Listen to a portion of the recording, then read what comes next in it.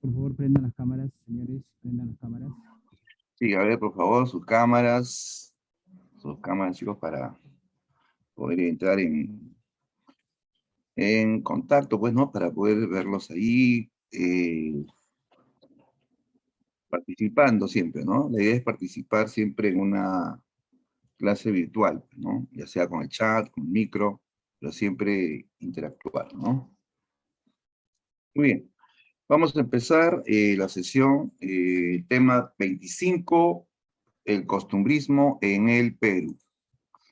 Ya, vamos a, con este tema, iniciar un largo estudio que es la literatura republicana, ¿ya? Que es la etapa más larga, ¿no? De nuestra literatura nacional. Recuerda que son tres momentos, ¿no? Literatura prehispánica, ¿no? Luego viene la literatura colonial, y luego viene la literatura republicana, ¿no? Que justamente se inicia con este periodo, el costumbrismo, ¿no? Entonces, vamos al tema. Ya, a ver, en primer lugar, estamos hablando, chicos, del primer movimiento de la etapa republicana, ¿no? Primer movimiento de la república. Quiere decir que ya el Perú ya se independizó de España, ¿no? El Perú ya ha terminado sus 3 siglos de colonia, ¿no? ¿Sí? Y entonces comienza este periodo republicano, que va a abrirse con el costumbrismo, ¿no? De 1828 a 1848. ¿Okay? Son los primeros años de la República, ¿correcto? Y pregunto por historia, chicos, cuando nos independizamos del Perú, ¿quiénes nos gobernaban? ¿Mm? ¿Quiénes nos gobernaron? Ya los españoles se han ido, ¿ah? Ya se han ido los españoles. ¿Quiénes nos gobernaron en los primeros años de la República?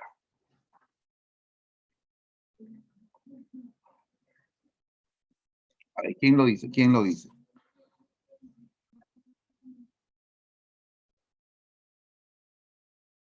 ¿Ya han hecho este tema en historia? Presidentes de la República. Pero así hablando en sentido general, no nombres propios, ¿no? ¿Quiénes nos gobernaron? Eran los civiles, los militares, ¿no? ¿Quiénes, no? Claro, ¿no? Los militares, correcto, harían los militares, ¿no? Sí, los caudillos militares que lucharon, pues, junto a Bolívar, a San Martín, y que se creían, pues, con derecho de gobernar este país, ¿no? Entonces, comienza una época de gobiernos militares, ¿no? Que se conoce también como el primer militarismo, ¿no? El primer militarismo. Entonces, en ese panorama en que gobernaron militares, pues, caudillos, eh, hubo pues una época también de mucho caos, ¿no? Todos querían gobernar el Perú. Se enfrentaban unos a otros, se disputaban el poder, se daban golpe de Estado. Así comenzó el Perú, ¿no? Con un caos político que generó mucha inestabilidad, ¿no? Eh, y por eso es que este movimiento va a reflejar ese momento de inestabilidad política y social que vivió el Perú en los inicios de la República, ¿ya? La idea era, pues, justamente retratar esa época. La idea era también, en cierto modo, buscar una identidad eh, propia, porque, ojo, que el Perú, pues, no tenía una identidad propia. ¿Por qué? Porque durante 3 siglos fuimos colonia de España. Y básicamente todo lo que existía en ese momento era, pues, una copia de España, ¿no? No había un fruto nacional, no había una identidad, pues, real, ¿no? Entonces, esta literatura se centra justamente en las costumbres, las eh, formas de comportamiento, ¿no? De la sociedad, los bailes, los platos típicos, ¿no? O sea, todo lo que tenía que ver, pues, con el ambiente local, ¿ya? Pues así se forma este movimiento en la etapa del primer militarismo. Ahora, el costumbrismo no es del Perú, esto viene de España. Es un movimiento que tuvo origen en España y que se va a desarrollar aquí en el Perú, principalmente en la capital, coincidiendo pues con los inicios de la República, ¿sí? Hoy vamos a hablar en este tema de el más famoso comediante del costumbrismo peruano, el escritor Manuel Asensio Segura, ¿sí? Segura, autor de la comedia Ñacatita, ¿no? Ya, pero apartamos de la premisa de que el costumbrismo es el primer movimiento de la República, ¿ya? Primer movimiento literario de la República. Bien, veamos algunos detalles más. Entonces, en primer lugar, el costumbrismo nace en un contexto definido, tras la independencia política del Perú, ¿ya? Luego de la independencia, ¿correcto? Cuando se desarrolla el primer militarismo, ¿sí? En ese panorama, que es un contexto a la vez de inestabilidad por la lucha o pugnas entre liberales y conservadores, ¿ya? ¿Qué eran los liberales? Los liberales eran aquellos que estaban de acuerdo con el cambio, en este caso con la república, ¿ya? Los conservadores son aquellos que no están de acuerdo con los cambios. Los conservadores dicen, no hay que cambiar nada, los cambios son peligrosos, hay que mantener, hay que conservar los sistemas anteriores o tradicionales. O sea, los conservadores, que eran mayormente aristócratas, preferían seguir dependiendo de la monarquía española, ¿no? No estaban de acuerdo con la república. Por eso que van a haber estas pugnas, estos enfrentamientos, ¿no? Entre liberales y conservadores, algo así como la izquierda versus la derecha, ¿no? ¿De acuerdo? Los liberales serían la izquierda, los conservadores serían la derecha, ¿no? Se enfrentaban por el poder, ¿no? Por este nuevo país, ¿no? Bien, ahora, el costumbrismo tuvo antecedentes. Antes que aparezcan los costumbristas de la República, van a haber poetas que se anticiparon a este tema de las costumbres en la etapa colonial. Por ejemplo, ahí citamos al poeta Juan del Valle y Caviedes, ya fue un poeta de la etapa colonial que hizo poesía donde mencionaba Lima, sus personajes típicos, y con ese tono burlón, satírico. Entonces, con ese estilo escribió un libro titulado Diente del Parnaso, ¿ya? Diente del Parnaso es un conjunto de poemas donde él cita personajes de la época y sobre todo se burla, ¿no? En especial se burla de los médicos y boticarios de la etapa colonial.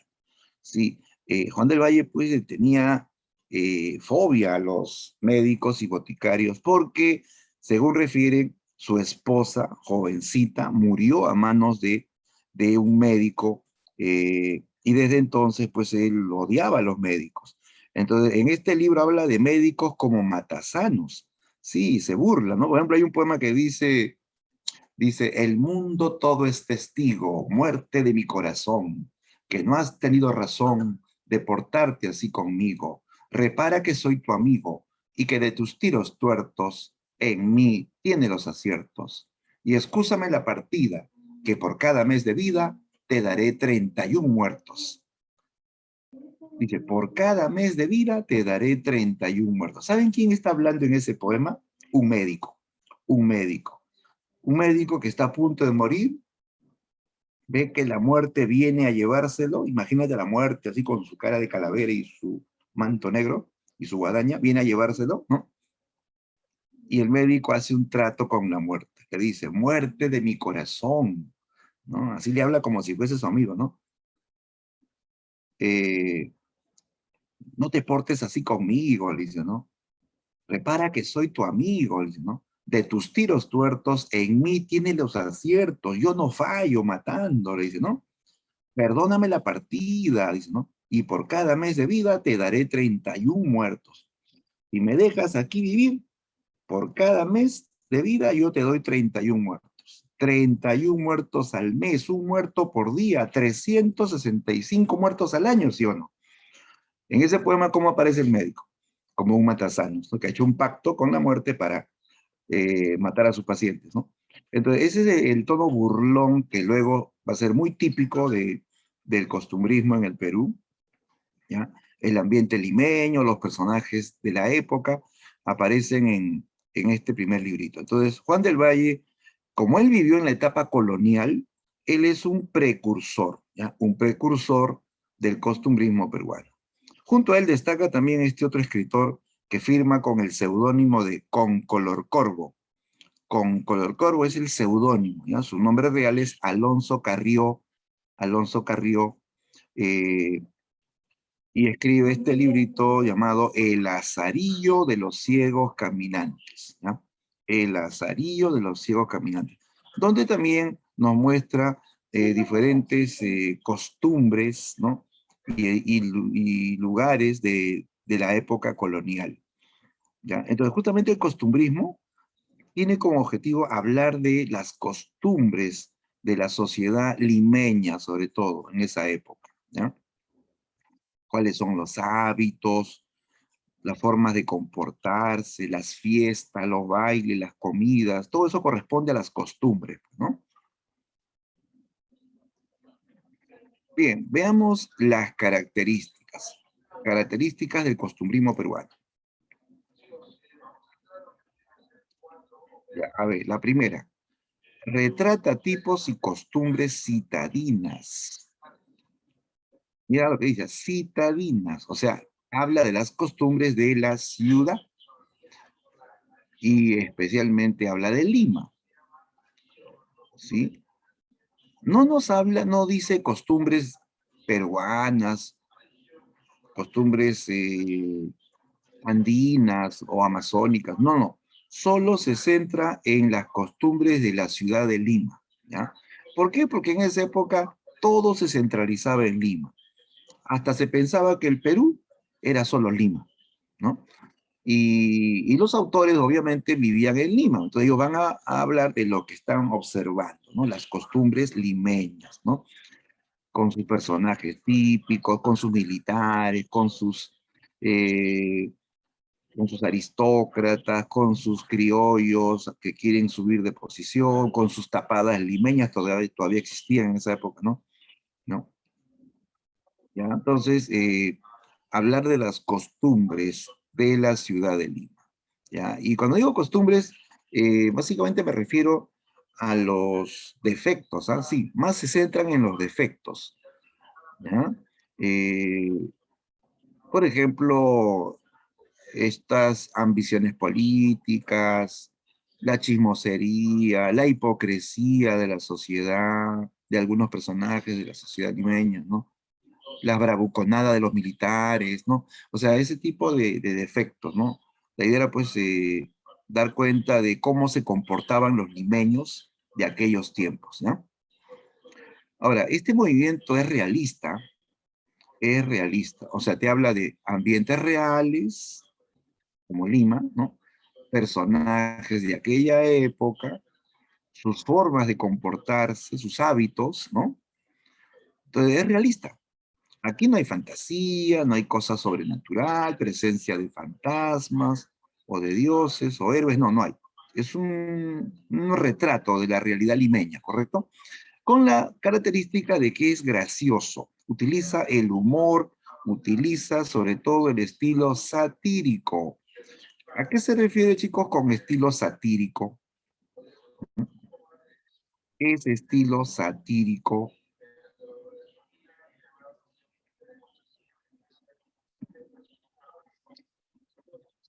Cuando se dice estilo satírico,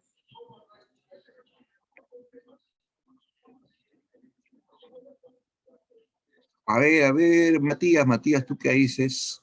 Matías Aliaga, ¿qué es estilo satírico? ¿Qué es sátira? Escucho esa palabra, ¿no? Sátira.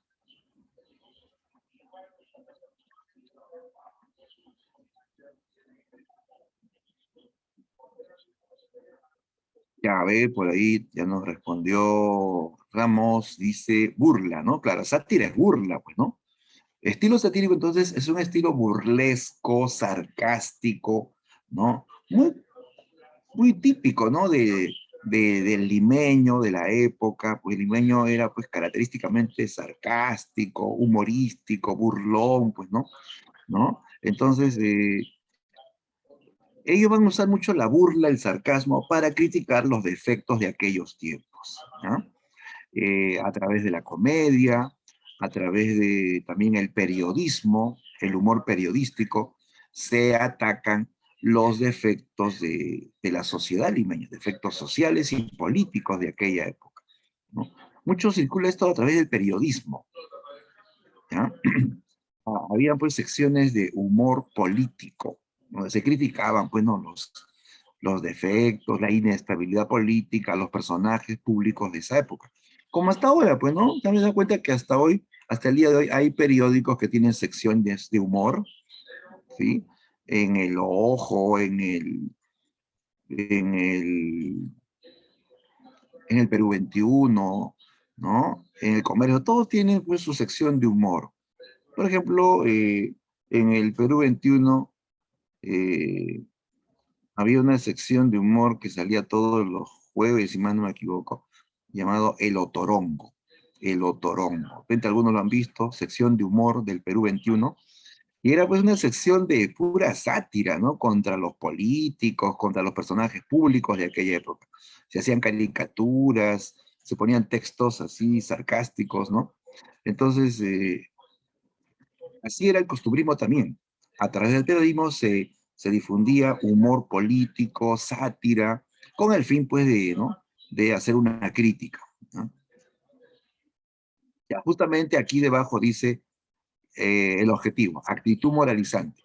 Moralizante, moralizar es querer corregir, pues, ¿no? Los vicios, los defectos. O sea, el objetivo de la crítica en este periodo es corregir, ¿ya? Ellos buscan una sociedad más o menos correcta. Por eso que están criticando los defectos de aquellos tiempos, ¿no? Esto viene como una herencia del neoclasicismo, ¿ya? La actitud moralizante es una característica del movimiento neoclásico que fue, digamos, o influyó mucho en la etapa final de la colonia, y todavía quedaban rezagos pues, en este periodo, ¿no? Entonces, ellos buscan, usan la literatura para enseñar algo y corregir sobre todo, ¿no? Por último, digamos que en este periodo se pone de moda el teatro, ¿ya? Era pues el arte de moda, aunque era un arte elitista, ¿no? No todos iban al teatro, la alta sociedad, la clase media podía ir al teatro, pero no era un arte, digamos, muy abierto, pero era pues la diversión de la sociedad oficial de esa época, el teatro. Estamos hablando de una época, pues chicos, donde no hay televisión, no hay cine, no hay los avances tecnológicos, ¿no? Simplemente la afición era el teatro, el periodismo, ¿no? Eh, por ahí algo de poesía también, pero poesía satírica, burlona, ¿no? Principalmente se desarrollan el teatro y el periodismo. Bien, en síntesis, chicos, el costumbrismo es un movimiento que retrata cómo se vive en Lima en los inicios de la República. Critica los defectos de la sociedad limeña en los inicios de la República. ¿Listo? Y ahora por acá. Nos dice que el costumbrismo tuvo dos vertientes, dos ramas. Se dividió en anticriollismo y criollismo. ¿Ya? El anticriollismo estuvo liderado por el escritor Felipe Pardo y Aliaga, ¿ya? Felipe Pardo y Aliaga, un aristócrata limeño que tenía postura conservadora.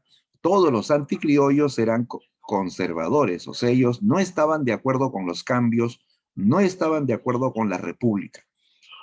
Ellos preferían seguir siendo dependientes de la monarquía española, ¿no? En el otro bando está Manuel Segura. Manuel Segura va a liderar al criollismo. El criollismo es la tendencia liberal del costumbrismo, ¿ya? Tendencia liberal, o sea, ellos sí están de acuerdo con el cambio, ellos están de acuerdo con la república, tienen esperanza de que la república sería mejor que la colonia que vivimos durante 3 siglos, ¿no? Ahora, estos dos movimientos se van a diferenciar por su estilo literario también. O sea, la primera diferencia es lo político, lo político. El anticriollo es conservador, antirrepublicano, mientras que el criollista es un liberal republicano, ¿no? ¿Qué más? Los anticriollos en su literatura muestran desprecio por lo criollo y lo popular, ¿ya? Muestran desprecio por lo criollo y lo popular. O sea, ellos atacan las costumbres populares, atacan ciertos bailes populares, atacan eh, ciertos hábitos de la sociedad limeña, ciertos paseos, ciertas costumbres. Por ejemplo, atacan los carnavales, atacan al baile zamacueca, en fin, ¿no? Eran costumbres populares, pues, ¿no? También ellos escriben con un lenguaje castizo. Castizo es un lenguaje culto, un lenguaje puro, castellano puro, sin contaminantes, busca ser así, pues bien refinado, ¿no? Siguiendo el estilo clásico español, ¿no? Y como ya se dijo, ellos rechazan la incipiente república. Todo lo contrario es el criollismo. El criollismo es la tendencia que tiene gusto por lo popular. Describe con buenos ojos las costumbres populares. No hay esa crítica, no hay ese desprecio, no hay esa censura, ¿no?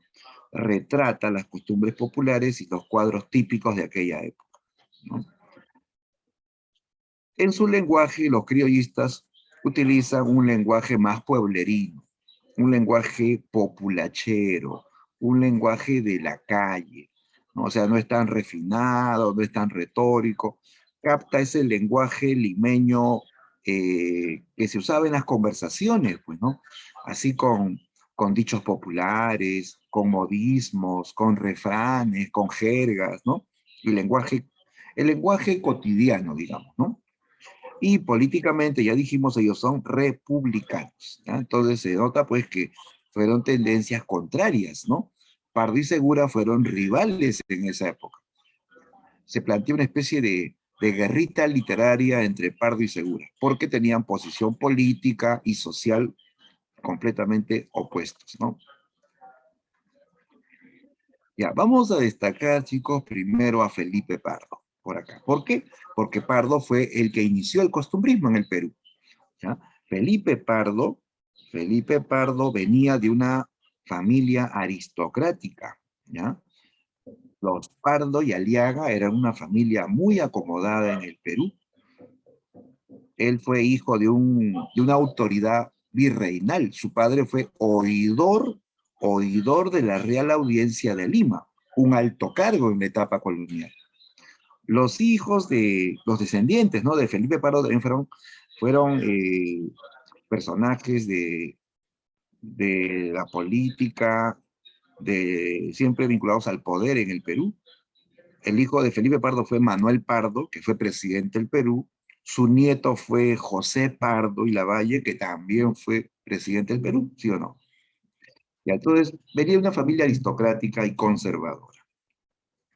Él es importante porque, repito, él inició el costumbrismo peruano con el estreno de su comedia Frutos de la Educación, ya que se estrenó en el año 1829. Pardo, luego de haber vivido buen tiempo en España, porque él se educó en España, nace en Lima y luego se traslada a España, se educa en España, vuelve al Perú, trayendo de la mano este movimiento, este estilo llamado costumbrismo. Llega al Perú y a poco tiempo estrena esta comedia, Frutos de la Educación, que inaugura, ¿no? Inaugura el costumbrismo peruano. A ver, ¿de qué trata Frutos de la Educación? Aquí vemos una imagen. Frutos de la Educación es una comedia, ¿eh? Es una obra de teatro, donde el autor ataca, menosprecia un baile popular, un baile llamado Zamacueca, ¿ya? El baile Zamacueca. Claro, que era un baile de raíces africanas, un baile jaranero, un baile alegre, ¿no? Que se ejecutaba acompañado de guitarras y cajones, ¿no? Era un baile que gustó en los sectores populares, incluso en la clase media, pero era mal visto por la aristocracia limeña, que era más conservadora, ¿no? ¿Ya? Resulta que en esta comedia nos habla de una limeña, a quien de cariño le decían Pepita, ¿ya? Y que está comprometida con un caballero inglés, un comerciante inglés adinerado, ¿ya? Afincado aquí en Lima. Ya eran novios, ya se iban a casar, ¿ya? Hasta que un día los invitaron a una fiesta en una casona limeña. Ya pues ellos van a la fiesta acompañados de los padres de la novia, de Pepita, ya, pues, y había pues la fiesta hasta que a eso de la medianoche comienzan a sonar cajones, guitarras, y se arma una jarana al son de la zamacueca. A Pepita no le gustaba la zamacueca, le encantaba.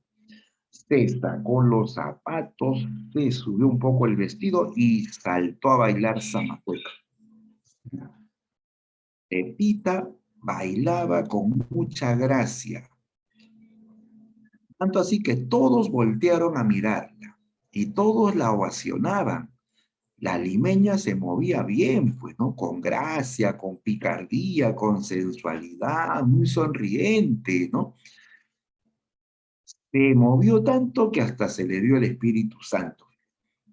Pero todos la aplaudían, todos felices, ¿no? En cambio, el novio estaba asadazo. El novio estaba indignado al ver que su prometida hacía esos movimientos atrevidos de cintura, de cadera, ¿no? Tanto así que se ofendió el novio que comenzó a irse de la fiesta. Entonces la mamá lo alcanza y le dice, Eduardito, ¿qué pasa? ¿Por qué te vas de la fiesta? Y él dice, señora, su hija me ha deshonrado bailando esa danza vulgar y populachera. Ese baile es indecente, es indigno, ¿no? Me han agraviado, por eso le devuelvo a su hija, ya no hay boda, ¿no? Me voy, ¿no? Y el tipo se va rompiendo el compromiso, prácticamente tildando a esta limeña de indecente por haber bailado zamacueca. Es una actitud tonta, ¿sí o no? Estúpida, ¿sí o no? O sea, es la mirada de un conservador frente a un baile popular. Es alegre, que es jaranero, ¿no? No porque una chica sea alegre y jaranera vas a decir que es indecente, ¿no? A veces se juzga mal, ¿sí o no? ¿No? Entonces, era una mirada, pues, bastante censuradora, ¿no? Porque yo pregunto, actualmente ese baile todavía existe, ¿ah? Así como el festejo y la marinera. Actualmente, ¿alguien se escandaliza cuando ve bailar un festejo, una zamacueca? No, sí o no. Nadie se escandaliza, pero en esos tiempos sí se escandalizaban los conservadores, los aristócratas conservadores. Claro, es que la sociedad oficial eh, era pues sumamente conservadora. En esa época las chicas, las hijas, eran educadas en conventos, eran educadas por monjitas, ¿no? Usaban vestidos traídos de Europa que les cubrían desde el cuello hasta los tobillos, ¿sí? Les tapaban todo, ¿ah? Algunas incluso solamente se dejaban ver un ojo, como las tapadas, ¿no? Era así la sociedad y las mujeres pues no eran de hablar con extraños, ¿no? Tenían que ser bien pudorosas, bien reservadas, ¿no? Tenían dos caminos, ser esposas o ser monjas, y era la cosa, ¿no? Entonces, eh, el baile fue censurado por este personaje que en realidad representa al autor, este aristócrata inglés, ¿no? Que menosprecia el baile y censura a la almeña, representa a Felipe Pardo y Aliaga, ¿no? ¿Ya? Es un criollo aristócrata, ¿no?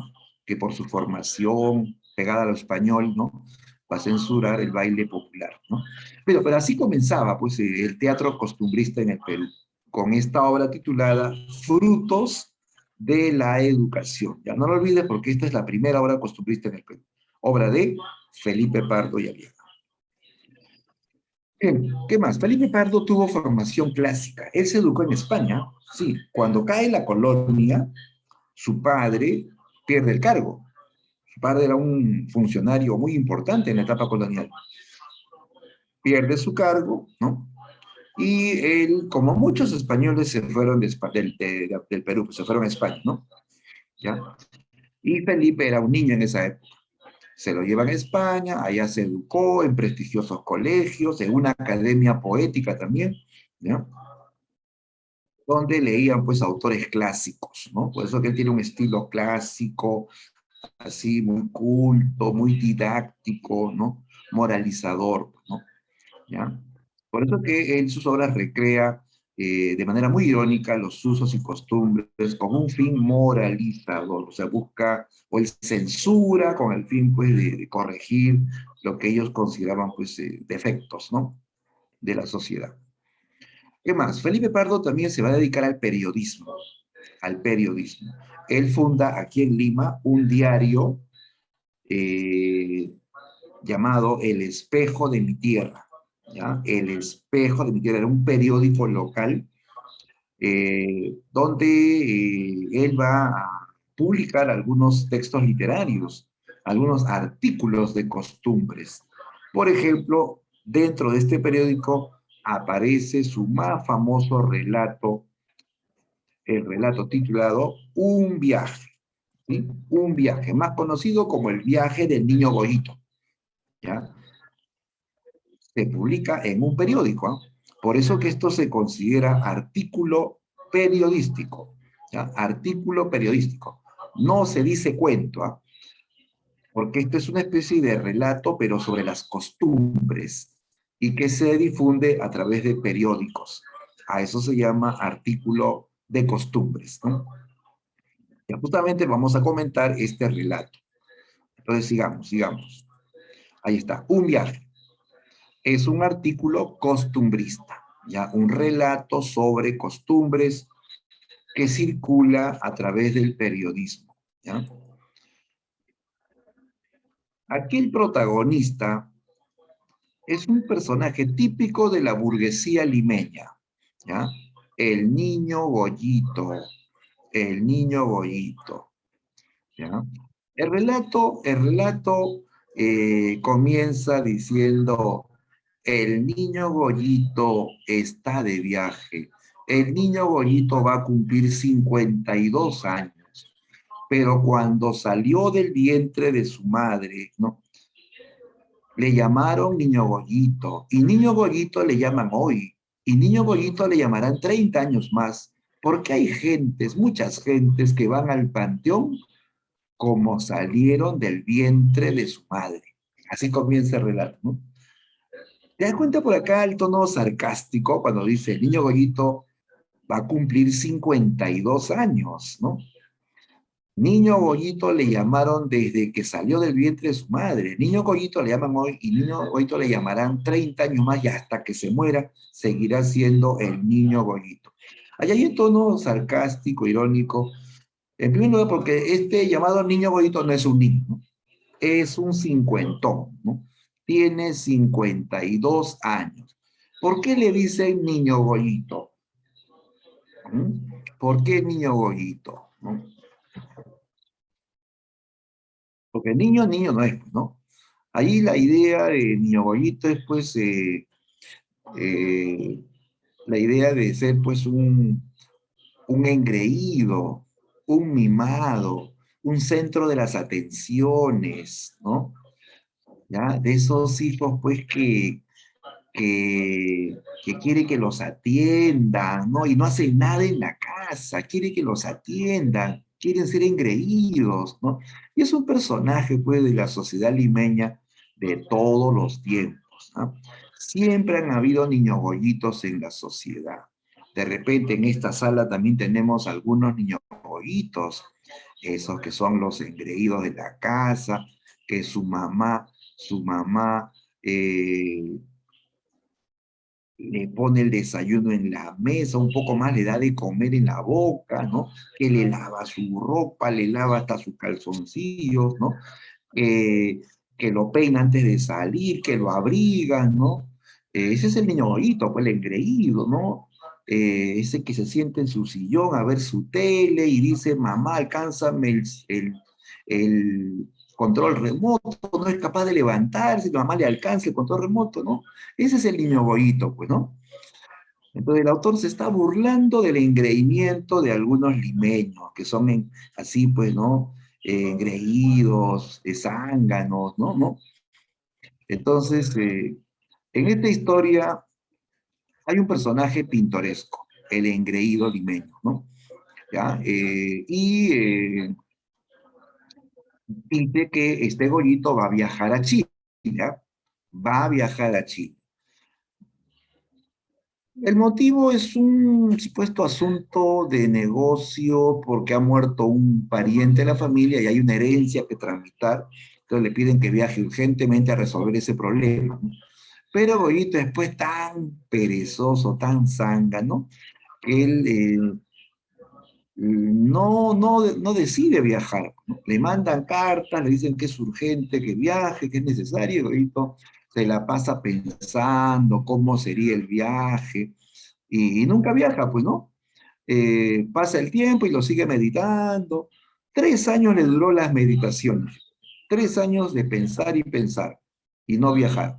Después de 3 años ante la insistencia ya de los corresponsales, eh, Gorito le pregunta a su médico privado, a su contador, a su abogado, le pregunta al cura de la iglesia, al maestro de la escuela, si conviene o no viajar, y todos lo convencieron de que viajar era saludable. Ya pues Gorito dice, ya pues voy a ir a Chile, ¿no?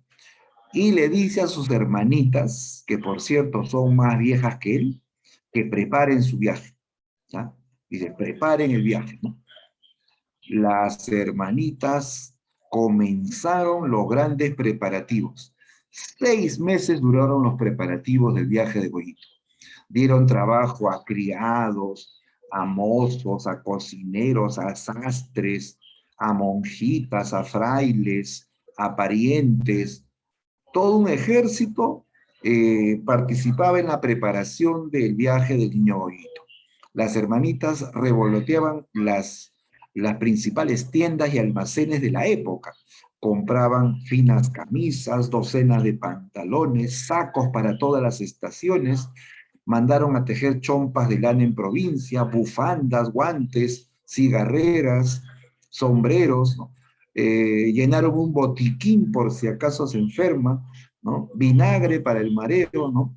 Medallitas para la buena suerte, regalos para ir a Chile, todo un cargamento. El día del viaje, en el patio de la casa de Goyito se apreciaban 40 maletas de ropa, ¿ya? Un o un diluvio de baúles y paquetes, ¿no? Para que Goyito viaje sin contratiempos, cómodamente, ¿ya? El barco elegante, ¿ah? Mandaron a un experto marino catalán que revise el barco para que Goyito viaje seguro, pues, ¿no? Seguro. Ya pues el marino catalán informa que el barco está en perfectas condiciones, que Goyito viajará más seguro que en un barco de la Armada Real Española, ¿no? Y así pues toda una caravana de carruajes llevando el equipaje se dirigieron al Callao. Goyito se va en barco, ¿no?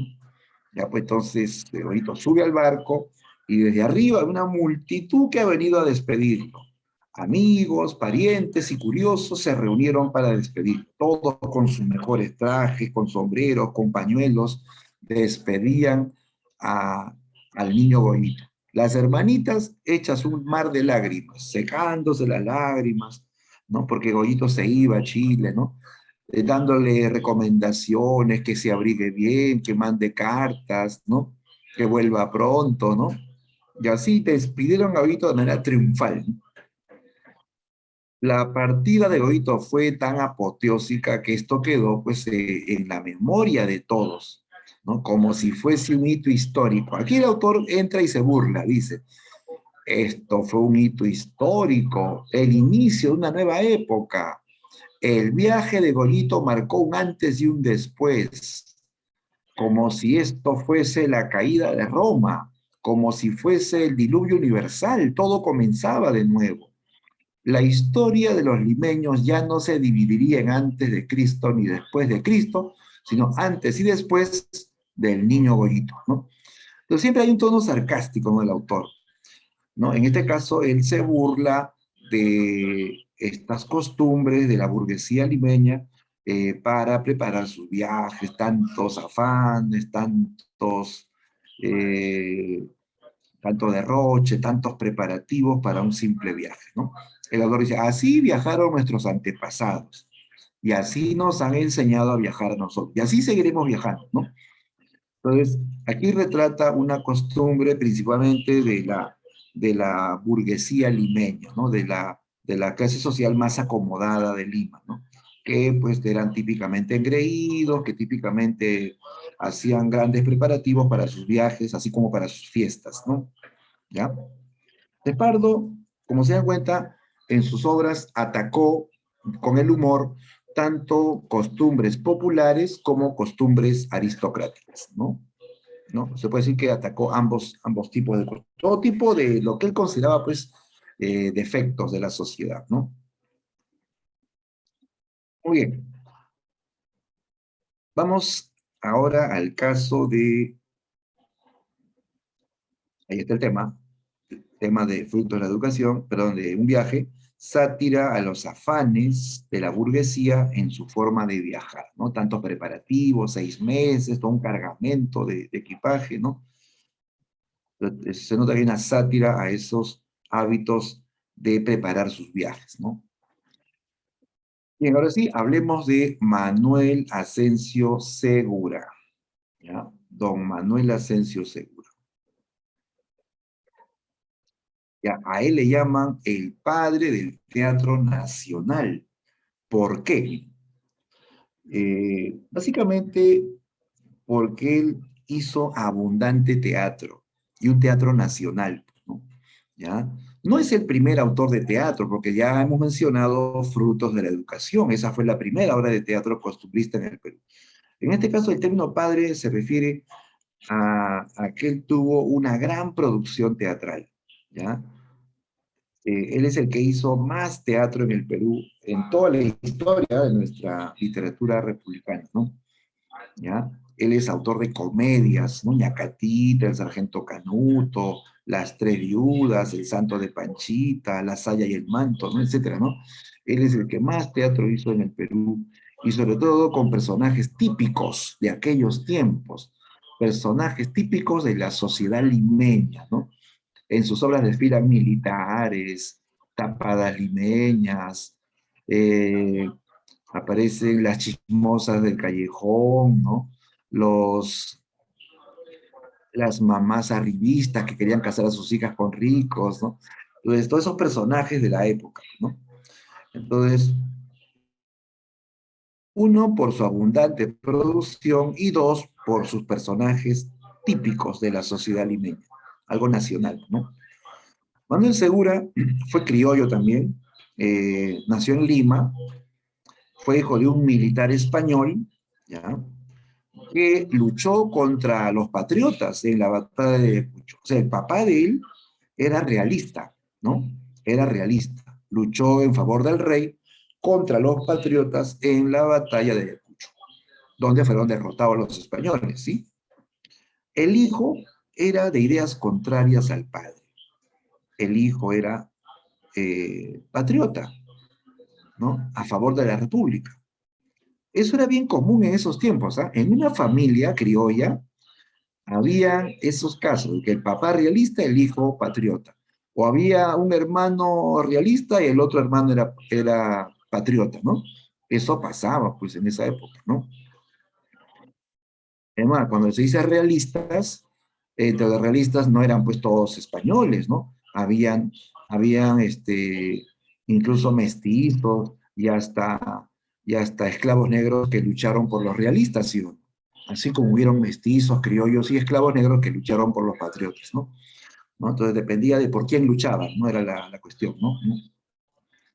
Ya, pues él fue hijo de un realista, pero él era más apegado a la República. Por eso que él, cuando ya triunfa la independencia del Perú, él apoya a la República, ¿ya? Él es republicano, ¿ya? Ahora, Manuel Segura, en el ámbito ya de la literatura, va a cultivar la comedia de tipo criollista, ¿ya? O sea, de tendencia popular, popular, ¿ya? Y acá algo muy importante, dice que incorpora el habla coloquial, incorpora el habla coloquial. O sea, en las obras de Manuel Segura, él incluye ese lenguaje populachero, ese lenguaje con los dichos, con los refranes, con los modismos de aquellos tiempos, ¿no? Ya, por ejemplo, tú lees Ñacatita, eh, se escuchan expresiones como gallina vieja da buen caldo, está más loco que una cabra, eh, es una vieja chuchumeca, ese tipo de lenguaje, ¿no? Populachero, ¿no? Eh, o cuando habla el papá de Juliana, dice, ese sanguango con aires de mocito currutaco, sanguango con aires de mocito currutaco, eso no es un castellano culto, no es un castellano estándar, ¿no? ¿No? Es un castellano popular, coloquial, ¿no? Sanguango es como una jerga de decir tonto, mocito con aire, o dice con aires de mocito currutaco, o sea, que se cree joven, ¿no? Que se cree joven enamorador. Habla de un viejo pretendiente, pero que se cree joven enamorador, ¿no? Pero dicho así, pues con ese lenguaje populachero, ¿no? Que mucho se usará luego incluso en la música criolla, ¿no? ¿Sí? Me acuerdo, había una canción del famoso Carretita que decía, yo la quería Patita, era la gila más buena moza del callejón, ¿no? Y lo que dice, yo la quería Patita, Patita es amigo, ¿no? Era la gila es pues la chica, ¿no? La mujer joven, ¿no? La chica más buena moza del callejón. O sea, decir Patita, decir gila, ¿no? Era pues digamos, el lenguaje criollista, ¿no? El lenguaje popular, ¿no?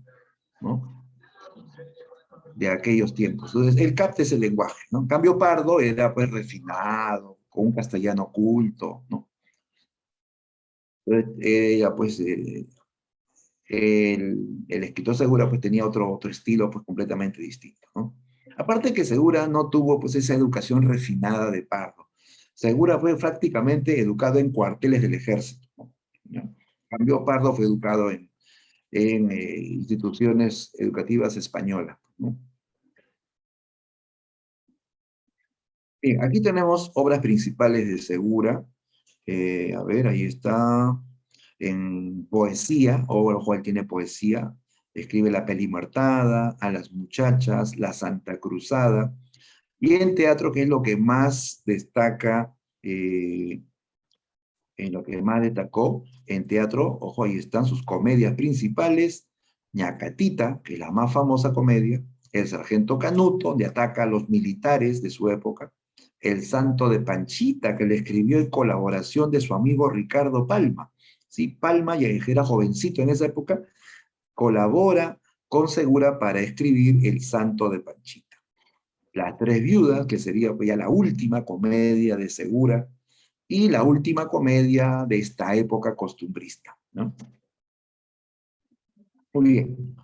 Vamos a analizar, chicos, la comedia más famosa de Segura, la comedia Ñacatita. Ya, Ñacatita.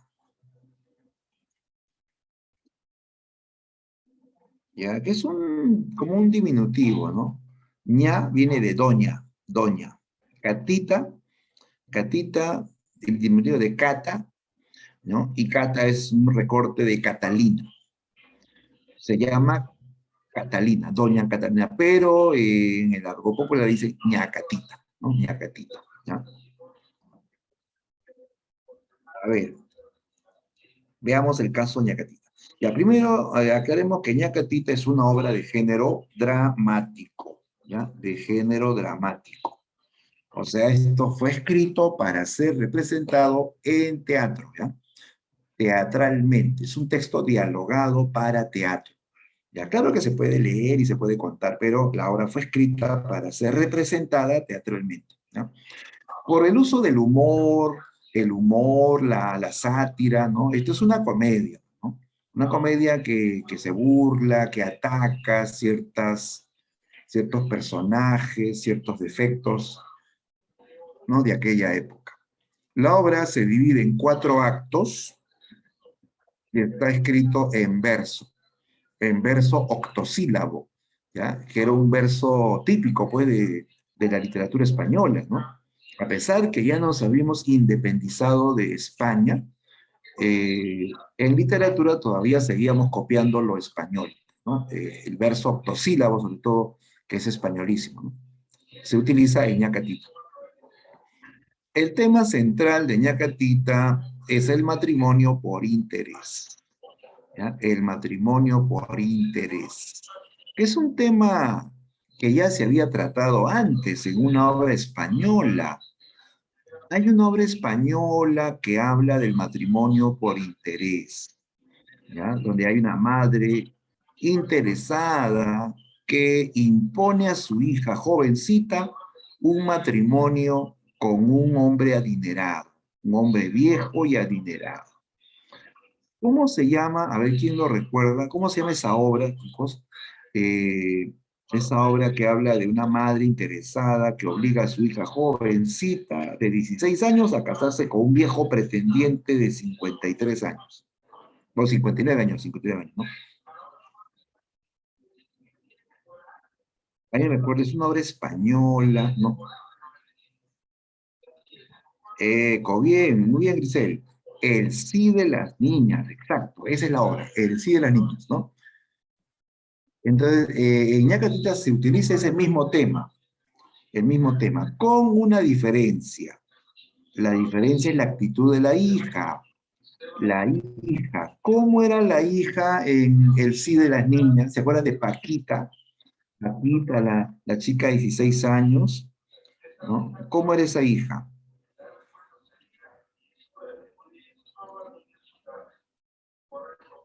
Era sumisa, claro. Cuando su mamá le dice, ¿te casarás con don Diego? Paquita agacha su cabeza y dice, sí, madre, se hará lo que tú digas.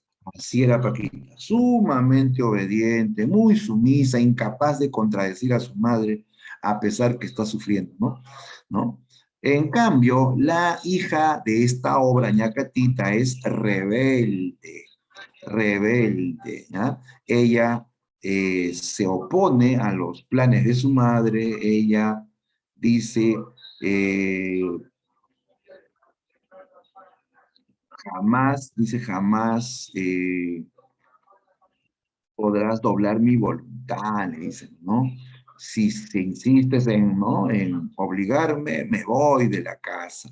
Ella incluso amenaza con fugarse con su enamorado, fíjate, ¿qué tal amenaza? Me fugo con mi enamorado, me voy de esta casa. Chica rebelde, ¿sí o no? Ya, esa es la diferencia con el sí de la niña. En ñacatita aparece la hija rebelde, ¿no? Que se llama Juliana, Juliana, ¿no? ¿Qué más?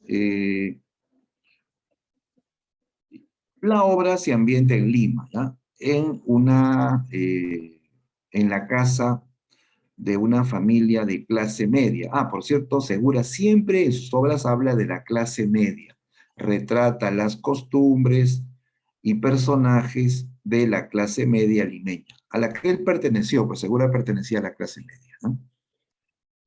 Bien, ahí están los personajes centrales de esta obra. Tenemos a Doña Rufina, ella es la madre interesada, la madre ambiciosa, ¿no? Es sumamente autoritaria, parlanchina, ella es la que quiere casar a su hija con un viejo pretendiente, ¿ya? Don Jesús, él es el esposo de Doña Rufina, ¿ya? Don Jesús, él participó en la guerra de independencia en favor de los patriotas, por eso que ahora ocupa un buen cargo en el Estado, ¿no?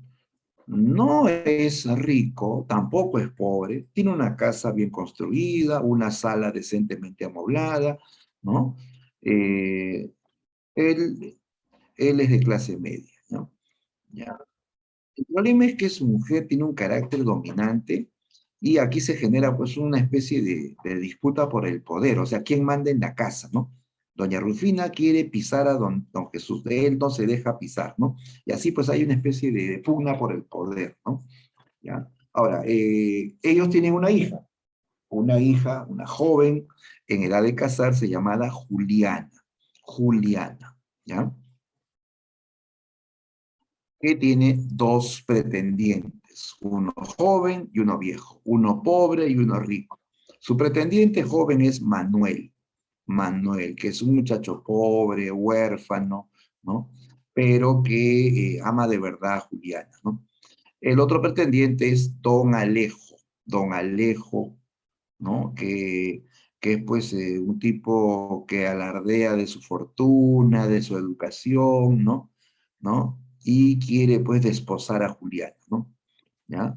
También participa Don Juan es un mensajero que aparece al final de la obra para resolver el conflicto, ¿no?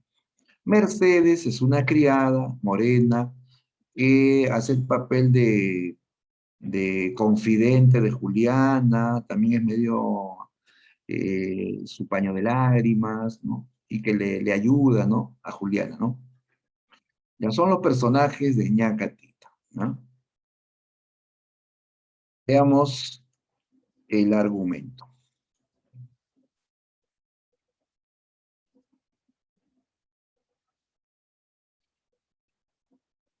El argumento de Ñacatita. Ya. Todo ocurre en la casa de don Jesús y doña Rufina, ¿ya? Los padres de Juliana. Resulta pues que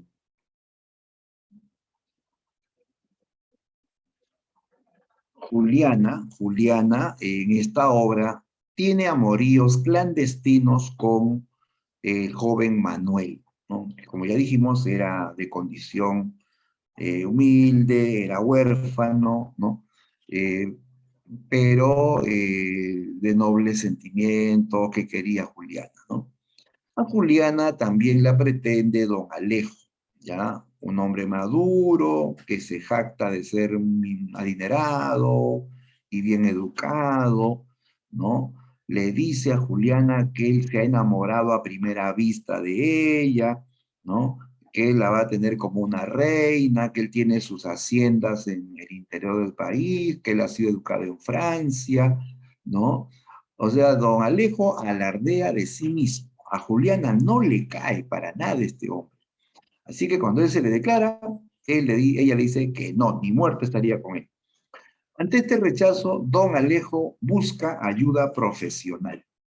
Busca los servicios de una alcahueta, ¿ya? Y ahí salta a la escena Ñacatita, Ñacatita, ¿no? Que es pues el personaje pintoresco de esta historia, ¿no? Ñacatita. ¿Cómo es Ñacatita, jóvenes? ¿Mm? ¿Cómo es Ñacatita?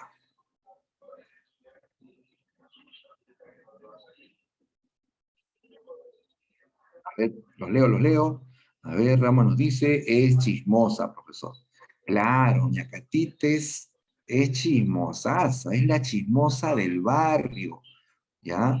La que se sabe la vida de todos y crea conflictos, ¿no? La que va transmitiendo falsos rumores, ¿sí o no? Es un personaje de toda la vida. Siempre han habido ñacatitas en la sociedad, ¿no? De repente en tu barrio tienes una vecina chismosa, ¿no? De esas que paran barriendo la puerta todo el día, ¿no? De esas que le gusta preguntar por la vida de los vecinos y le gusta estar comentando, a veces hasta tergiversando, creando conflictos, ¿no? Esas son las ñacatitas, pues las chismosas, las metiches, ¿no? ¿No? Ñacatita es así, aparte de ser chismosa y metiche, ñacatita es falsa piadosa, sí, falsa piadosa. Todos los domingos va a la misa, reza, se perfina, se golpea el pecho, pero cuando sale comienza a hablar mal de la gente, comienza a calumniar, ¿no? Comienza a crear pleitos, ¿no? Le saca provecho a los pleitos. Así es Ñacatito, ¿no? Es hipócrita. Además, ñacatita es alcahueta, es una celestina criolla. Celestina equivale a decir alcahueta, ¿no? ¿Ya? Ella es como, como una intermediaria en los enredos matrimoniales o enredos amorosos y le saca provecho a estos asuntos, ¿no?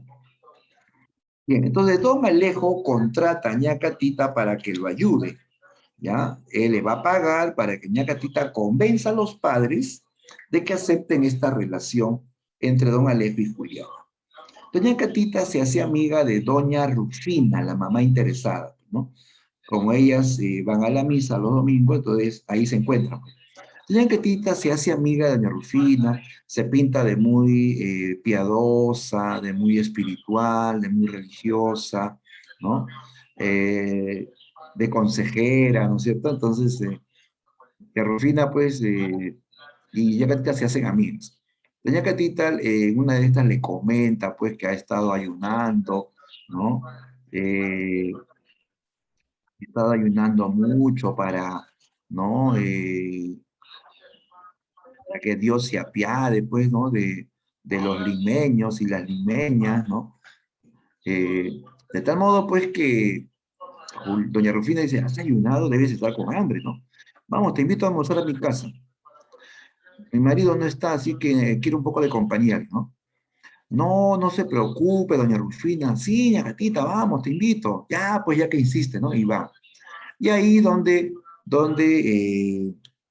gatita le cuenta que a Lima ha llegado un caballero que ha sido educado en Francia, que es un hombre refinado, un hombre bien educado y que tiene fortuna, que tiene haciendas, ¿no?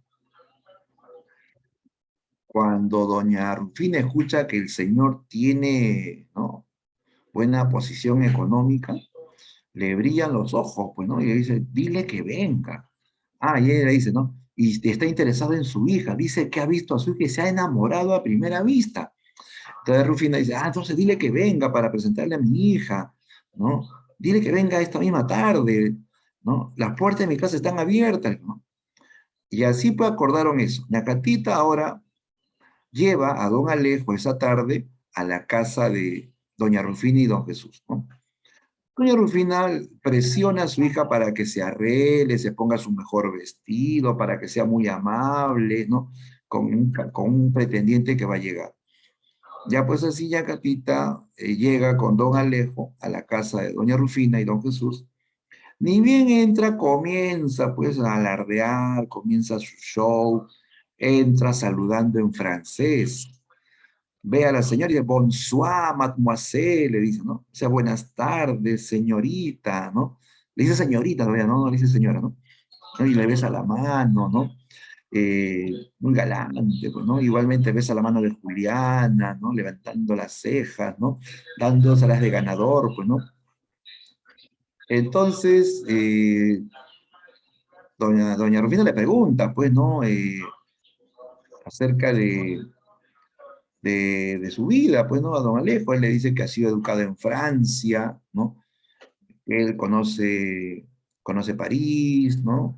Que él tiene una gran hacienda en provincia, que hay negocios en Lima, ¿no? La señora queda encantada con este pretendiente, ¿no? Porque ve, pues, que tiene fortuna, ¿no? ¿Ya?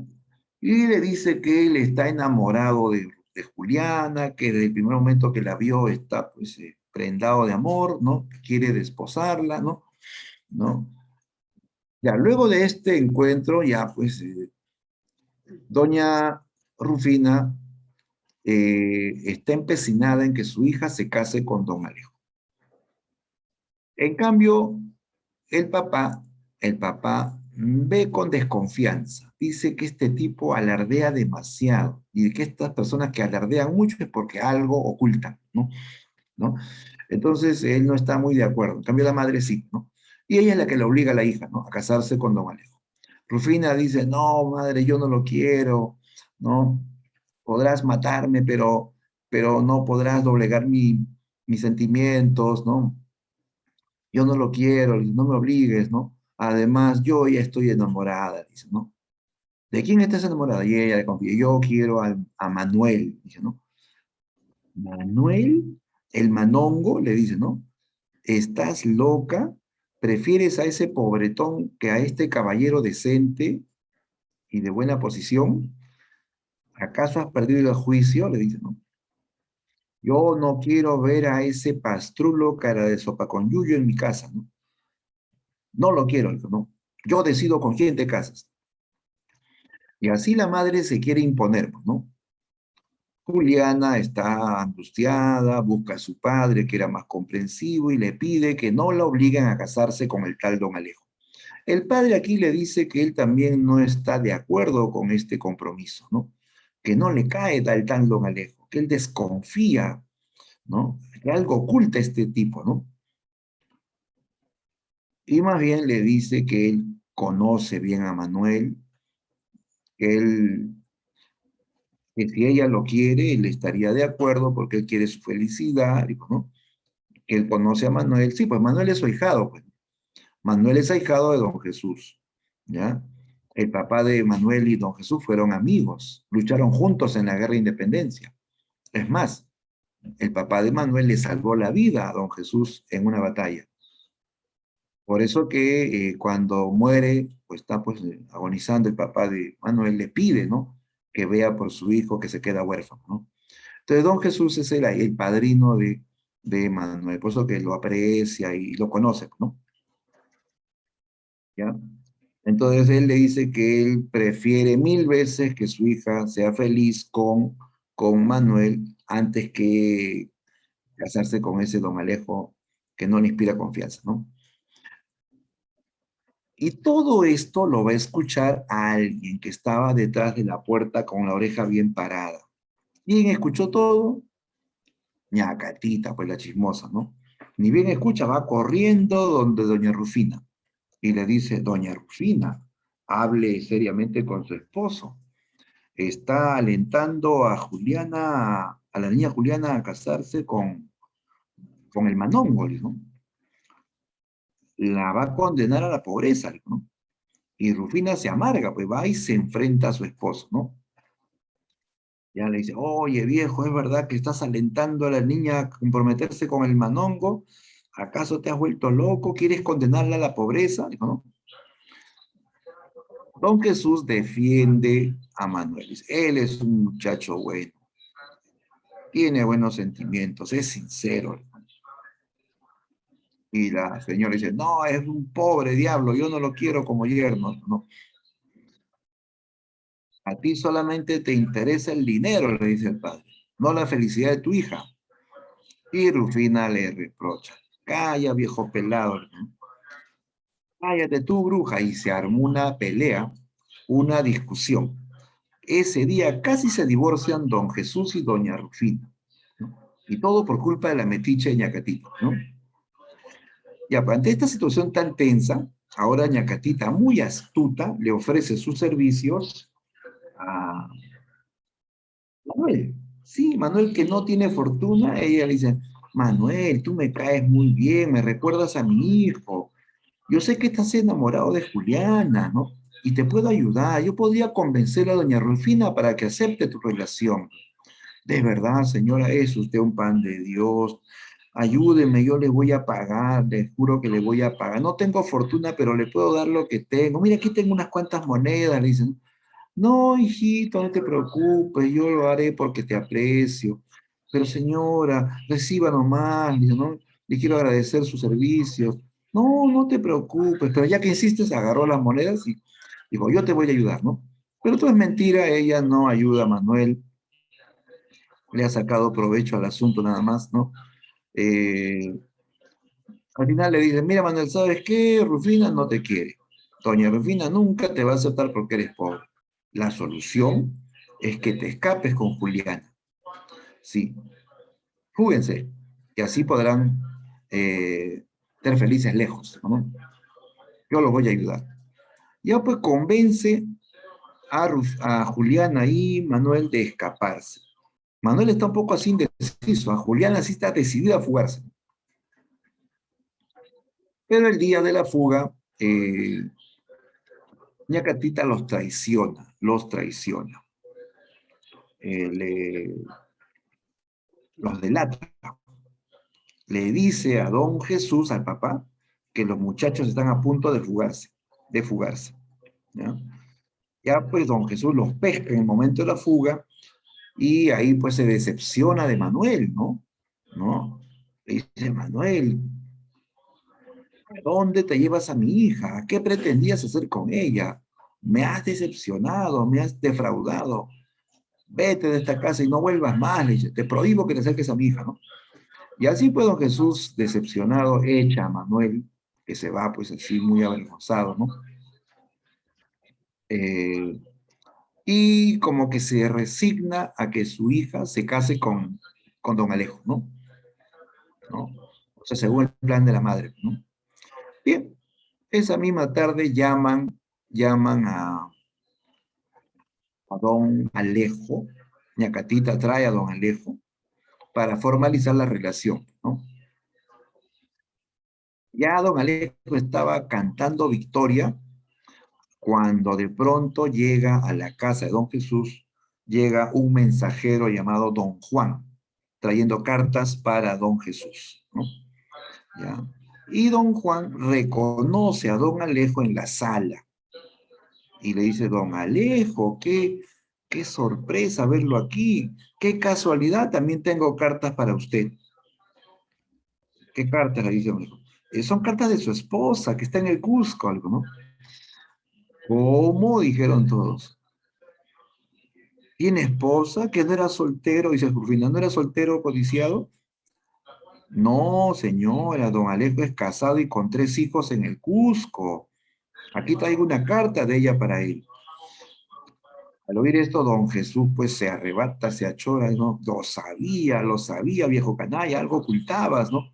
Lo agarró de la solapa, lo zamaqueó y lo lanzó a la calle, ¿no?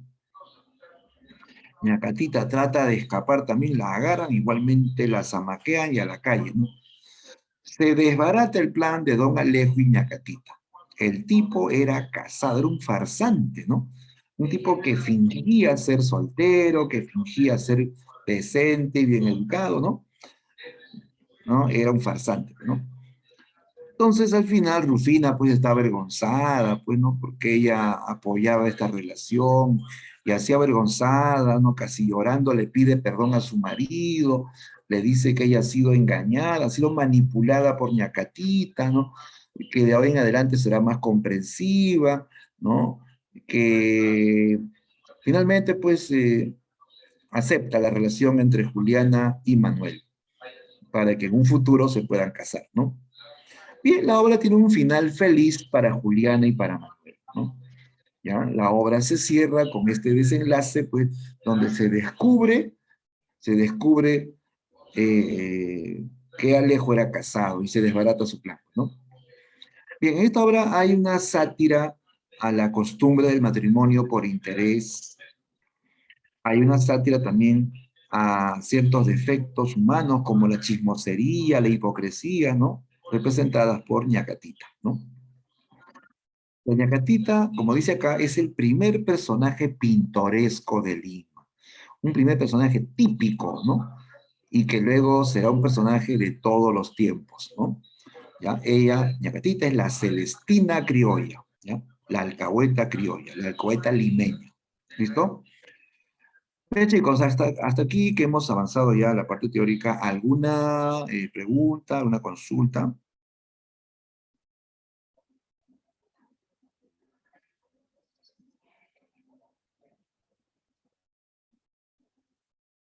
A ver cómo vamos con la hora.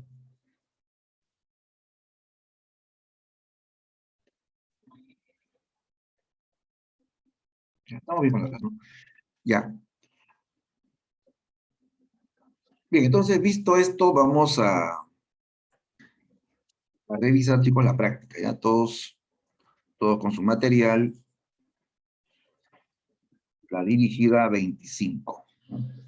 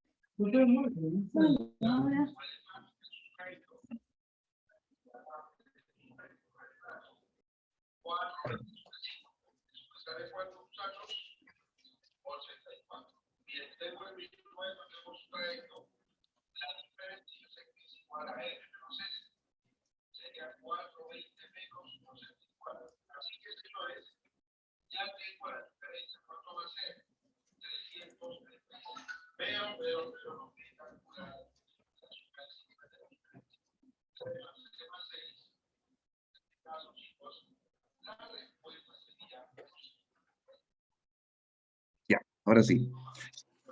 Ya tenemos ahí la práctica 25 sobre el costumbrismo en el Perú. Ya vamos a resolver. Atención, y al final voy a enviarles un formulario también de preguntas como evaluación final. ¿Ya? Ya, hagamos la dirigida. Ya, listo. Primera pregunta. Determine qué característica del costumbrismo está presente en el siguiente fragmento de Un viaje, artículo costumbrista escrito por Felipe Pardo y Aliaga. A ver, leamos. Dice, así viajaban nuestros abuelos, así viajarían si se determinasen a viajar muchos de la generación que acaba y muchos de la generación actual, que conservan el tipo de los tiempos del virrey Avilés. Y ni aun así viajarían otros por no viajar de ningún modo. Pero las revoluciones hacen del hombre, a fuerza de sacudirlo y pelotearlo, el mueble más liviano y portátil. Y los infelices que desde la infancia las han tenido por atmósfera, han sacado de ellas, en medio de miles de males, el corto beneficio siquiera de una gran facilidad locomotiva. Ya, a ver, la pregunta dice, ¿qué característica del costumbrismo está presente en este fragmento? Aquí está hablando de la costumbre de los viajes, ¿no? Dice, así viajaban nuestros abuelos, ¿no? Y así seguiremos viajando, conservando esas costumbres de los tiempos del virrey Avilés. O sea, esta costumbre viene desde la etapa colonial, ¿no? Desde el pasado colonial y se continúa esa tradición, ¿no? Ya, a ver, si leemos las alternativas, vamos a ir pues descartando también, ¿no? Exaltación del modelo europeo como símbolo de modernidad. No, pues si habla de algo pasado, no es algo moderno, ¿no? Perspectiva enjuiciadora con respecto a costumbres del pasado. Eso podría ser, ¿no? O sea, hay una crítica, una especie de visión satírica con respecto a una costumbre que viene desde el pasado colonial, ¿no? En este caso la costumbre de los grandes preparativos para los viajes. Te das cuenta que la obra hace eso, una sátira a los grandes preparativos, tantas exageraciones para hacer un viaje, ¿no? Para preparar un viaje. Y eso viene del pasado, desde la etapa colonial. Esta puede ser, ¿eh? A ver, por si acaso lee las otras, tono evocador como instrumento de lucha ideológico-política, no tanto así, ¿no? No es una crítica política, solamente es una crítica humorística, ¿no? No es política, no es así pues ideológica o severa, ¿no? Presenta costumbres vinculadas a la ciudad y al campo, no porque todo esto se centra en Lima, ¿no? No es costumbre campestre, costumbre citadina o urbana. Ya, entonces, visto las cuatro opciones, la mejor respuesta es la B. Hay una perspectiva enjuiciadora o crítica con respecto a las costumbres del pasado, ¿no? Vamos a la pregunta 2.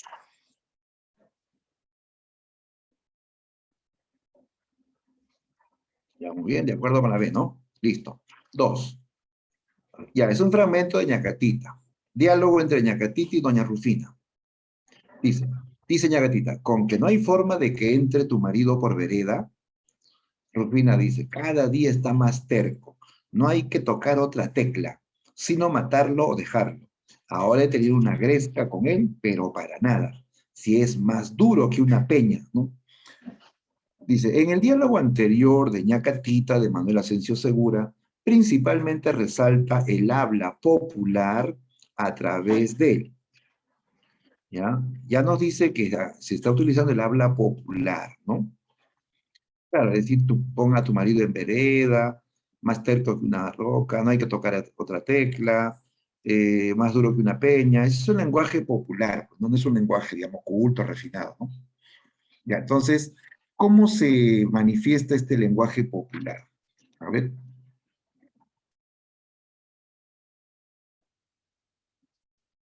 lanza tu clave.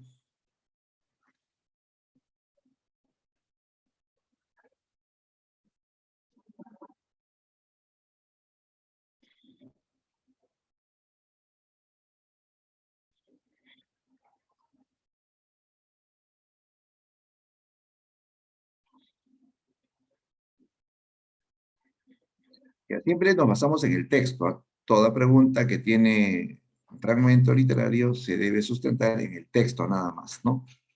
¿Cómo resalta el habla popular?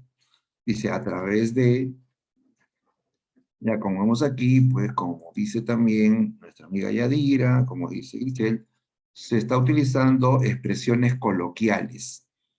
Es el lenguaje de la conversación cotidiana, ¿no? No palabras formales, no palabras estándares, sino el lenguaje de la conversación, con dichos, con refranes, ¿no? Con modismos, ¿no? Más duro que una peña, no hay que tocar otra tecla, ¿no? Ponga a su marido en vereda, ¿no? Era un lenguaje, pues, lleno de expresiones coloquiales, ¿no? Típico, puede segura, ¿no? Las expresiones coloquiales, ¿ya? Clave C de cerebro.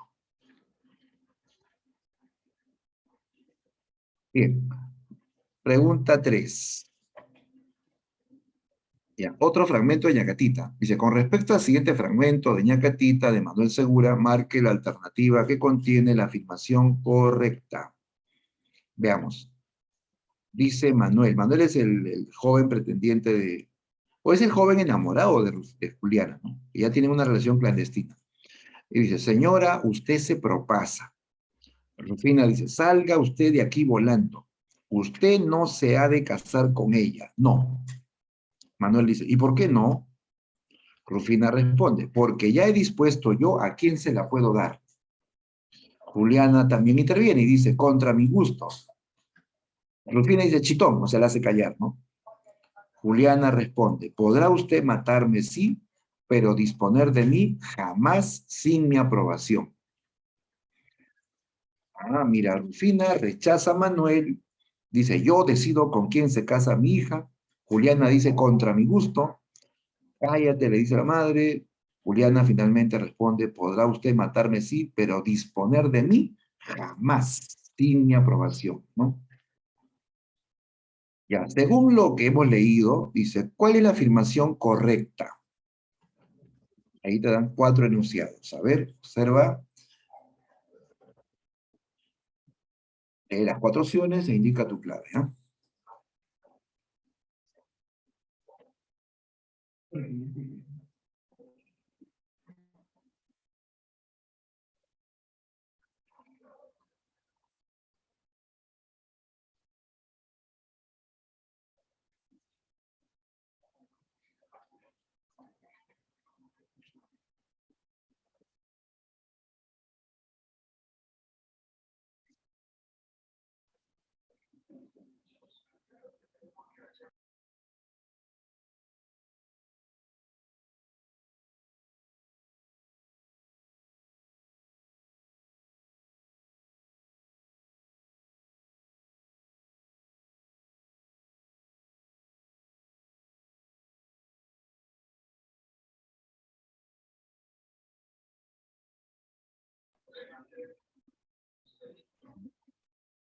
Listo, chicos, a ver, claves, claves. Me parece que solamente tengo dos alumnos que intervienen. Yadira, Ramos, Giselle, Diana, perdón. Bien todos, muchachos, lancen su clave. Todos tienen su punto de vista.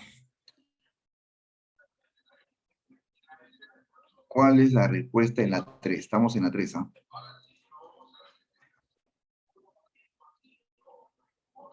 Según lo leído, ¿no? ¿Cuál es correcto?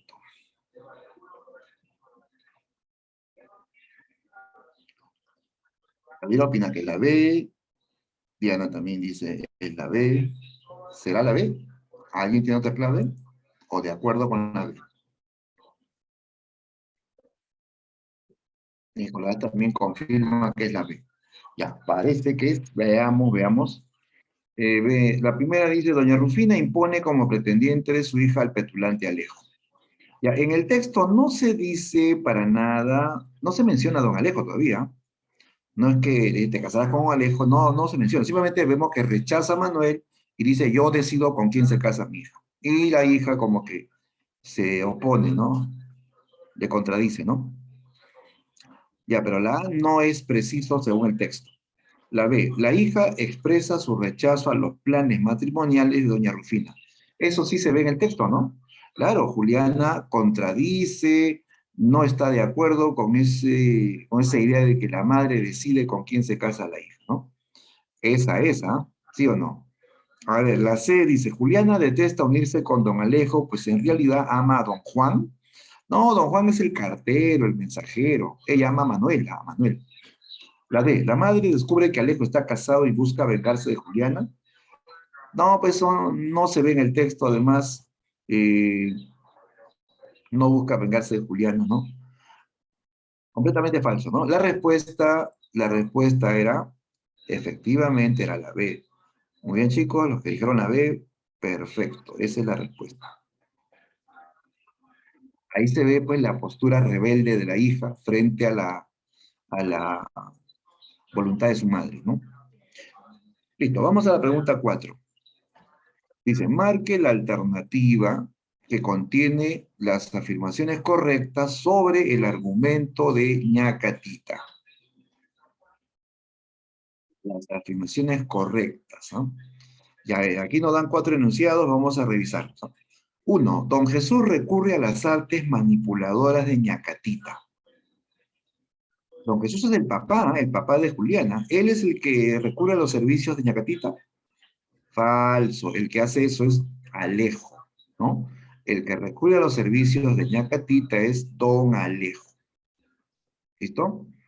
Ya, entonces la una es falso. 2. Juan el mensajero revela que don Manuel es un farsante. Esto también es falso. ¿Por qué? Porque no es Manuel el farsante. El farsante es don Alejo, ¿no? Que fingía ser soltero, ¿no? Ya, entonces vamos descartando la 1, descartamos la 2. 3. La madre autoritaria pretende casar a su hija con don Alejo. Eso sí es cierto. Ella impone ese deseo, ¿no? 4. Don Alejo es un hombre casado, su mujer está en el Cusco. Correcto. ¿Ya? Entonces la clave finalmente era 3 y 4, ¿sí? 3 y 4. Muy bien, entonces marcamos la clave. La clave está en ¿no? La D, ¿sí? Clave D, 3 y 4. Sigamos, vamos a la pregunta 5.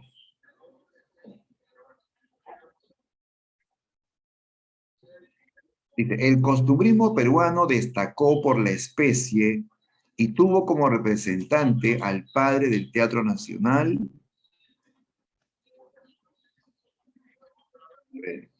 Ya, pues el dato de padre del Teatro Nacional es conocido.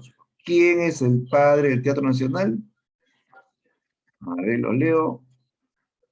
Sale la D, profesor. A ver, claro, ¿no? Así es. El padre del Teatro Nacional es Manuel Segura, que destaca justamente en el plano de la comedia, ¿no? Segura es comediante, ¿no? Comediante. Entonces, la clave es la D, ¿no? Listo. Ojo, pero si te preguntan, ¿quién es el iniciador del costumbrismo? No vayas a decir Segura. El que inició el costumbrismo en el Perú, el primero en hacer teatro de costumbres fue Felipe Pardo, ¿no? Felipe Pardo. Y Segura viene después y lo supera, ¿no? Es más popular que Pardo, ¿no? Bien, sigamos. Pregunta 6. En relación al costumbrismo peruano, ¿cuáles fueron los medios de expresión preferidos por sus autores? En el costumbrismo peruano, ¿cuáles fueron los medios de expresión preferidos por sus autores? Fábula, poesía y tradición, comedia y novela, teatro y periodismo. A ver qué dicen, chicos. Estamos en la 6. Alison dice profesor la C. Yadira también, Yaris dice la D. A ver, decídanse cuál será. ¿Qué dicen los demás? Lancen su clave, jóvenes. Arián también dice que es la D. Ya, mira. En esta época es cierto que predominan las comedias, ¿no? Dentro del teatro las comedias. Pero la novela no. La novela no es un género preferido en esta época. Hubo un caso nada más. Si mal no recuerdo, Manuel Segura escribió una novelita corta llamada Gonzalo Pizarro, pero fue un caso aislado, pues, ¿no? El único caso de novela, y una novela cortita, sin mucha, digamos, calidad, porque Segura era pues más autor de teatro, ¿no? No era novelista. Pero lo que sí está de moda es la comedia, ¿no? Y también el periodismo. Hay abundante periodismo. A través del periodismo se divulgan estos artículos de costumbres, pues como el viaje de Goyito, los carnavales de Lima, el paseo de Amancáes. Hay un montón de artículos periodísticos sobre costumbres en esta, junto con el teatro cómico, ¿ya? Entonces, para esta pregunta, la respuesta sería la D, teatro y periodismo, ¿ya? Y dentro del teatro, especialmente la comedia, ¿no? La comedia. Pregunta 7. En comedias como El Sargento Canuto o Ñacatita, Manuel Asensio Segura representa la. A ver, completa. En comedias como El Sargento Canuto o Ñacatita, Manuel Segura representa la.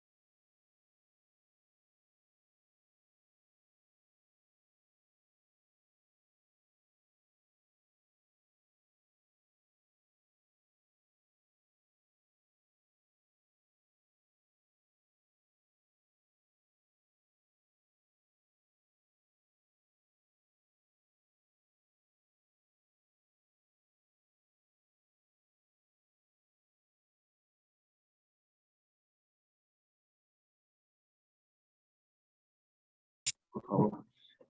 Ya, listo chicos, claves, claves. Estamos en la pregunta 7. A ver, los leo, me dices. Veo claves D, ¿no? Richard dice la D, Diana la C, Josué C, Sebastián dice la C, Arián la D. Están entre dos claves, ¿no? C y D. Vamos a dilucidar la clave correcta, ¿no? A ver, la C dice, frustración de las clases medias por ascender socialmente. D, crítica mordaz a las costumbres incivilizadas de los limeños. Ya, incivilizado después salvaje, bárbaro, sin educación, pues, ¿no? Estamos hablando de un término muy, muy grueso, muy fuerte, ¿ah? Incivilizado es salvaje, ¿no? Sí, cuando ni siquiera sabes hablar bien, ¿no? Cuando, eh, a ver qué te digo, pues la imagen de alguien que no tiene, no ha tenido ningún tipo de educación, pues, ¿no? Eh, es cierto que ahí hay defecto, hay chismosería, hay hipocresía, pero eso no indicaría, pues, que es incivilizado, ¿no? Son defectos, ¿cierto? Son defectos, pero no, incivilizado es un término que tiene que ver con que no tiene educación, es salvaje, ¿no? Bárbaro, ¿no? Mira, lo que sí sucede es que tanto en Ñacatita como en Sargento Canuto los personajes son de clase media que intentan subir de posición, pero no lo logran. Por ejemplo, la mamá de Rufina, de Juliana, ella es de clase media, pero ¿por qué quiere casar a su hija con un hombre rico? Para subir de posición social, ¿sí o no? ¿Lo logra? No. El plan se viene abajo, ¿no? Igual pasa en el Sargento Canuto. En el Sargento Canuto, igualmente hay un padre interesado que quiere casar a su hija con un militar, ¿no? Que supuestamente va a heredar una hacienda, que va a heredar una botica, que va a subir de grado y todo, ¿no? O sea, siempre hay el interés, ¿no? De querer mejorar la posición social económica, ¿no? Y era algo típico de la clase media en ese tiempo, pues, ¿no? Matrimonios convenientes, ¿no? Para subir de posición social, ¿no? Entonces aquí la mejor respuesta, la respuesta lógica es la C, ¿ya? La C. En estas dos obras se ven las frustraciones de la clase media por intentar ascender. Frustración en el sentido de que no lo logra. Quiere ascender socialmente, pero no lo logra, ¿no? Ya, listo. Clave C. Pregunta 8. En relación a la verdad o falsedad de los siguientes enunciados sobre el argumento de Ñacatita de Manuel Segura, marque la secuencia correcta. A ver, veamos. Don Jesús considera a don Alejo un mal partido para su hija. ¿Cierto o no? Don Jesús es el papá de Julián, ¿no? Considera a don Alejo un mal partido para su hija. Sí, pues a él no le cae, ¿no? Desconfía de don Alejo, a pesar que tiene plata, ¿no? Como alardea mucho, dice algo oculta, ¿no? Esto es cierto, ¿no? Verdadero. 2. Doña Rufina respeta los sentimientos de su hija ante Manuel. ¿Respeta los sentimientos de su hija? No, pues ella no está de acuerdo, más bien ella quiere obligarla a casarse con don Alejo, ¿no? Esto es falso. 3. Don Alejo es una persona mayor, honesta y de nobles sentimientos. No, pues ya te has dado cuenta que él es un farsante, aparte de que al principio nomás es un tipo arrogante y se descubre peor que es farsante, ¿no? Falso, ¿no? Manuel es un joven ambicioso que busca aprovecharse de Juliana. También es falso, ¿no? No es ambicioso, sí la quiere a Juliana, ¿no? Es sincero con ella, ¿no? Ya, entonces la clave correcta sería, a ver, aquí está, solo la primera es verdadera, ¿no? Y la demás, falsa. Y está clave C. Perdón, la clave la C. Pregunta 9. Vamos a la 9. Marque la alternativa que contiene la afirmación correcta respecto a la obra Ñacatita. ¿Ya? Solo una es correcta.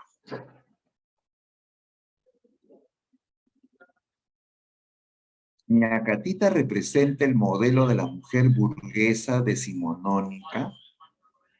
De la mujer burguesa, o sea, de la burguesía, hablando pues en términos de posición social ¿no? Sería una posición acomodada, ¿no? No, Pañacatita es la chismosa del barrio, ¿sí o no? Es la chismosa de aquellos tiempos, no es de la burguesía limeña, ¿no? Ella también, al igual que casi todos los personajes, es de clase media, pero no es pues que ella sea el prototipo de mujer burguesa del siglo XIX, ¿no? No va eso. Ve, doña Rufina es una mujer sumisa, dispuesta a obedecer a su marido. Falso. Rufina es de carácter dominante, autoritaria, ¿no? Aparte de ambiciosa, ¿no? Sí. Jesús es un hombre impetuoso y dominante que maltrata a su esposa. Es falso también, ¿no? Jesús es el hombre tranquilo, sobrio, ¿no? ¿No? D. Juliana es una joven que padece las presiones de su madre, doña Rufina. Esta es, ¿sí o no? Claro, Juliana eh, es obligada por su madre a casarse con don Alejo. Es cierto esto, ¿no? Esta es la clave, ¿no? Pero ante eso ella se revela, ¿no? ¿Listo? Clave D. ¿Dijiste la D? Muy bien, excelente, sí, dijiste la D, ¿no? Perfecto. Y la última, a ver, la 10. En su producción dramática, Manuel Asensio Segura destaca por, en su producción dramática o teatral, ¿no? Manuel Segura destaca por. La última, ¿cuál es tu clave?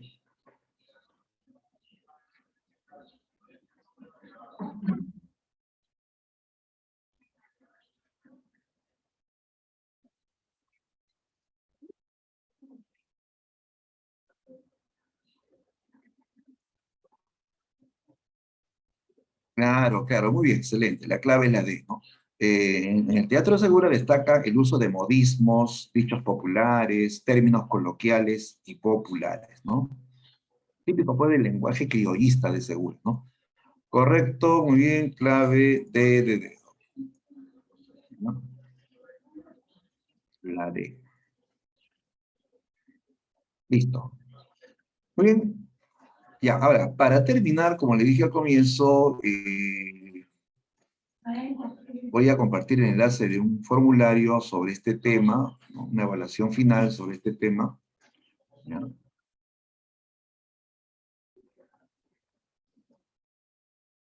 Entonces, me da un segundo para compartir el enlace, ¿no?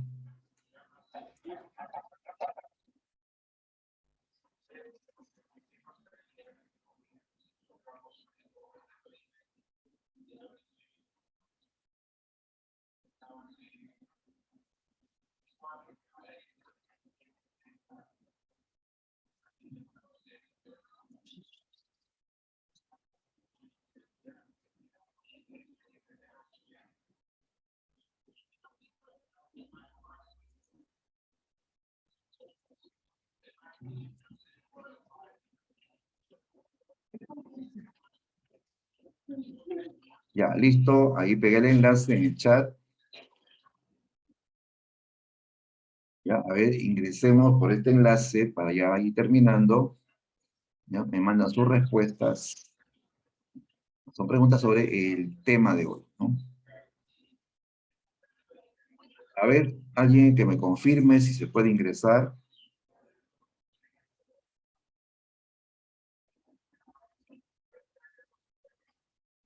Sí se puede, ¿no? Ya, perfecto. Gracias, Nicolás. Muy bien. Ya listo, chicos, a resolver, a resolver.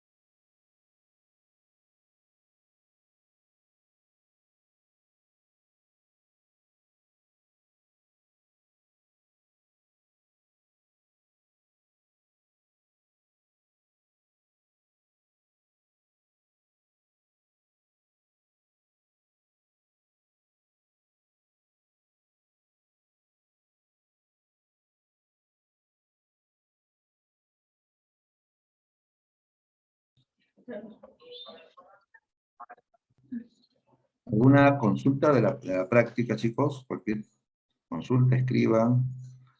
Si hay algún término que esperar.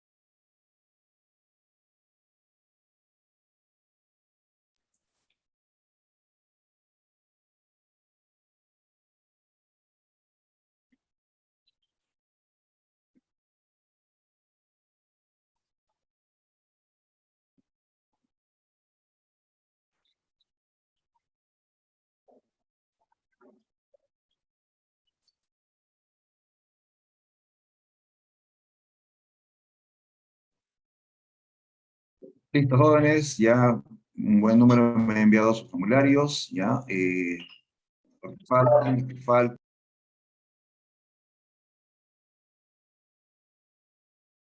ya, envíen todos para ya cerrar. Todavía voy a dejar abierto el formulario unos minutos para que todos terminen de enviar, ¿ya? Bien, jóvenes, con esto ya estamos concluyendo la sesión, ¿no? Espero que todo haya quedado claro y ya nos vemos en la siguiente clase, ¿no? Bueno, muchachos, cuídense mucho. Hasta la próxima. Chao, Jesús. Profesor, cuídese. Chao, Diana. Chao, chao, chao con todos. Nos vemos.